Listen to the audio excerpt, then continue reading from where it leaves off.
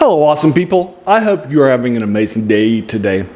Today I want to do my review of the second read-through of the short story called Nyarlathotep, which sort of introduces him into the dream world and so forth. It's written by H.P. Lovecraft. It was published during the pulp era and so forth. It's a very fast short story. I originally is a couple pages in my second collection that I knocked out by Lovecraft back in college. In my junior year, loved it lots. He became my favorite author, and this was the second one of fantasy short stories that are more based on Lord Dunsany's things like the Gods of Bagana, stuff like that. And so you can definitely see that influence in his DreamWorks stuff, and this is definitely a fun thing. It was published there. It has a lot of the deeper details of Nyarlathotep, a key character in his Cthulhu mythos and such too, which will really push. It was a shared universe that he started publishing with some of his short stories like The Hound, rather, and such like that. And then he would ask others. So he had his shared universe of his own horror stuff and tropes and ideas like Cthulhu and stuff. And then he would have his friends share it too and encourage them, like The Hounds of Ten to Loss from Robert Belknap Long. Or stuff, like that was Frank. Yeah, you guys, that wasn't Frank Belknap Long. Yeah, you guys, sorry about that. But The Hounds of Ten to Loss is a great example. Or him using other people, like the Mounds from his Cephagua from Clark Ashton Smith that he put into a novella that he was ghostwriting. Although it wouldn't be published posthumously until 1940, but you get the idea. And so forth. So him and Clark Ashton Smith and Robert E. Howard, who created Conan, would regularly be sharing these things back and forth, right? And these concepts and writing in his shared universe called the Cthulhu mythos.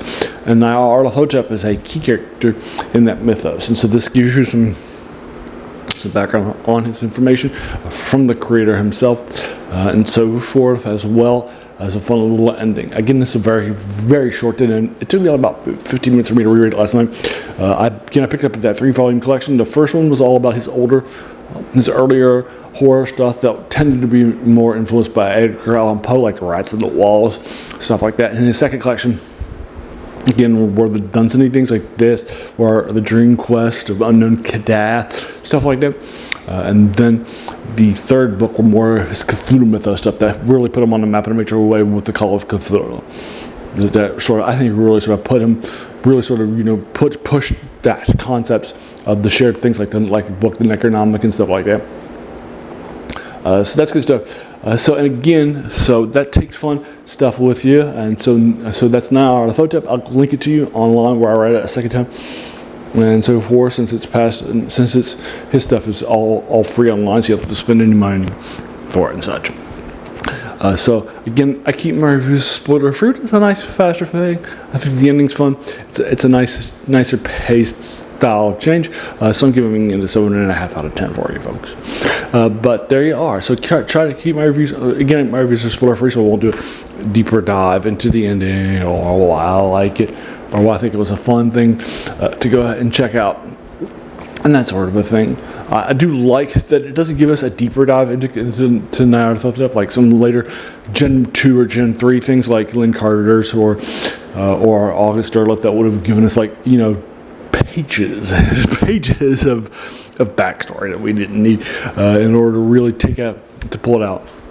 The wool from under our eyes. It's like the magician that reveals his stage tricks and saying, "Oh yeah, thanks." When you compliment them, they say, "Oh yeah, you want to know how it happens?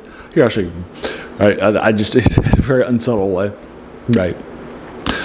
So that's what's happening here too, for you folks. And so I just don't like that. I think his though.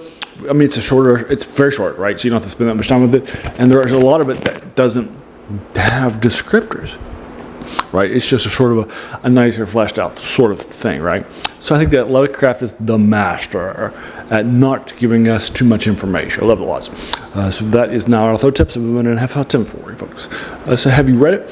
If so, what did you think about it? Let me know what your thoughts are in the comments below. I'm just a fan, trained critic, so your value and critics are just as as valuable as mine. Try to keep it spoiler free in the comments below, just like I kept my review spoiler free. Just let me know. Did you agree or disagree with my 7.5 out of 10? Let me know that too. If you like this video, why not hit the subscribe button, the like button, the bell icon if you're feeling frisky, to be notified of my videos when they get not posted. I try to do one each day for you folks.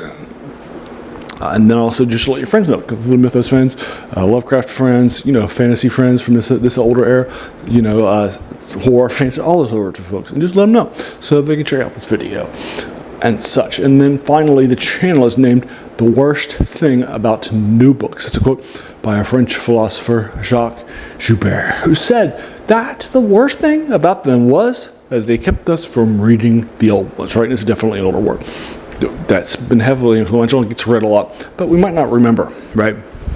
Today by a famous author, Lovecraft, and who's also heavily influential, but we might not remember, go back and read, right? So finding these sorts of things in my channel is sort of the passion of these things, right?